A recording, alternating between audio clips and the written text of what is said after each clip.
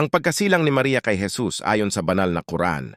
Tandaan, nang ang mga angel ay nagwika, O Maria, katotohanan, ang Allah ay nagbibigay sa iyo ng magandang balita, ng isang salita mula sa Kanya.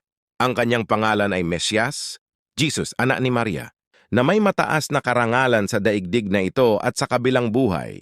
At siya ay nasahanay ng mga malalapit kay Allah, siya ay magsasalita sa tao mula sa kanyang duyan o kamusmusan at kagulangan.